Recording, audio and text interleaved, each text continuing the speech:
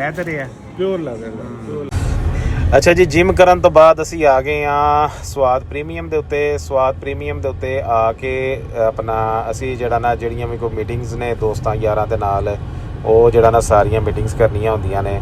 ਕੁਛ ਲੋਕ ਆਏ ਹੁੰਦੇ ਨੇ ਮੁਲਾਕਾਤ ਕਰਨ ਲਈ, ਕੁਛ ਜਿਹੜਾ ਨਾ ਦੋਸਤ ਆਏ ਹੁੰਦੇ ਨੇ, ਕੁਛ ਜਿਹੜਾ ਵੇ ਨਾ ਸਾਡੇ ਬਜ਼ੁਰਗ ਆਏ ਹੁੰਦੇ ਨੇ। ਸਾਡੇ ਬਜ਼ੁਰਗ ਨੇ ਜੀ, ਇਹਨਾਂ ਨੂੰ ਫਿਰ ਜਿਹੜਾ ਵੇ ਨਾ ਆਪਣਾ ਗਿਫਟ ਇੱਕ ਇਹਨਾਂ ਲਈ ਮੈਂ ਰੱਖੇ ਆ ਅਸੀਂ।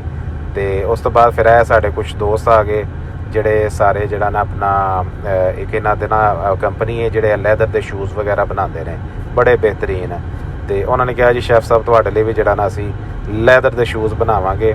ਇਹ ਐਜ਼ ਅ ਸੈਂਪਲ ਜਿਹੜਾ ਨਾ ਲੈ ਕੇ ਆਏ ਸਾਨੂੰ, ਬੜੇ ਅੱਛੇ ਬੜੀ ਬਿਹਤਰੀਨ ਕੁਆਲਿਟੀ ਦੇ ਜਿਹੜਾ ਨਾ ਸ਼ੂਜ਼। ਕਿਉਂਕਿ ਮੈਂ ਹਰ ਬ੍ਰਾਂਡ ਮਾਸ਼ਾਅੱਲਾ ਪਾਉਂਦਾ ਵਾਂ, ਅਤੇ ਉਹ ਸ਼ੂਜ਼ ਵੇਖੇ ਹੀ ਪਤਾ ਲੱਗਦਾ ਸੀ ਪਿਆ ਕਿ ਬਿਹਤਰੀਨ ਕੁਆਲਿਟੀ ਦੇ ਜਿਹੜਾ ਨਾ ਸ਼ੂਜ਼ ਨੇ।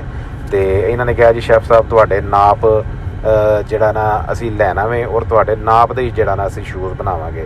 ਅਤੇ ਉਹ ਇਹਨਾਂ ਦੇ ਨਾਲ ਸ਼ੂਜ਼ ਦੇ ਹਵਾਲੇ ਦੇ ਨਾਲ ਕਾਫੀ ਜਿਹੜਾ ਨਾ ਡਿਸਕਸ਼ਨ ਵਗੈਰਾ ਹੋਈ। ਇਹਨਾਂ ਨੇ ਆਪਣੀ ਕੰਪਨੀ ਦਾ ਸਾਰਾ ਦੱਸਿਆ। ਮੈਂ ਕਿਹਾ ਠੀਕ ਹੈ ਆ ਜਾਓ ਫਿਰ ਤੁਸੀਂ। ਇਹਨਾਂ ਨੇ ਕਿਹਾ ਜੀ ਸ਼ਹਜ਼ਾਦ ਸਾਹਿਬ ਦੇ ਵੀ ਬਣਾਉਣੇ ਨੇ ਅਤੇ ਤੁਹਾਡੇ ਵੀ ਬਣਾਉਣੇ ਨੇ। ਮੈਂ ਕਿਹਾ ਚਲੋ ਆ ਜਾਓ, ਪਹਿਲਾਂ ਸ਼ਹਜ਼ਾਦ ਸਾਹਿਬ ਦਾ ਤੁਸੀਂ ਨਾਪ ਲਵੋ, ਸ਼ਹਜ਼ਾਦ ਸਾਹਿਬ ਦਾ ਨਾਪ ਲੈਣ ਤੋਂ ਬਾਅਦ ਤੁਸੀਂ ਫਿਰ ਜਿਹੜਾ ਨਾ ਮੇਰਾ ਨਾਪ ਲਵੋ।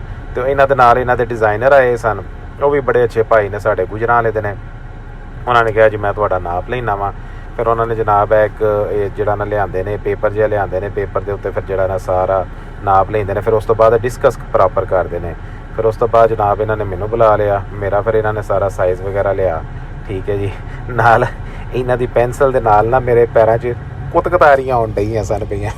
ਅਤੇ ਉਹ ਕੁਤਕਤਾਰੀਆਂ ਜਿਹੜਾ ਨਾ ਮੈਂ ਕਿਹਾ ਭਾਅ ਜੀ ਘੱਟ ਕਰੋ, ਇਹ ਨਾ ਹੋਵੇ ਕਿ ਸਾਈਜ਼ ਜਿਹੜਾ ਨਾ ਪ੍ਰੋਪਰ ਨਾ ਆਵੇ। ਉਹਨਾਂ ਨੇ ਕਿਹਾ ਸ਼ੈਫ ਸਾਹਿਬ ਚੁੱਪ ਕਰਕੇ ਖਲੋਤੇ ਰਹੋ, ਅਗਰ ਜਿਹੜਾ ਨਾ ਸ਼ੂਜ਼ ਲੈਣੇ ਜੇ ਨਾ ਅਤੇ ਫਿਰ ਚੁੱਪ ਕਰਕੇ ਜਿਹੜਾ ਨਾ ਸਾਡੀਆਂ ਕੁਤਕਤਾਰੀਆਂ ਬਰਦਾਸ਼ਤ ਕਰੋ।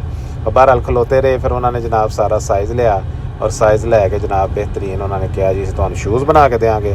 ਉਸ ਤੋਂ ਬਾਅਦ ਜਨਾਬ ਅਸੀਂ ਪਏ ਹਾਂ ਰਾਵੇ, ਅਤੇ ਹੁਣ ਅਸੀਂ ਜਿਹੜਾ ਟੁਰ ਪਏ ਆਪਣੇ ਘਰ ਵੱਲ।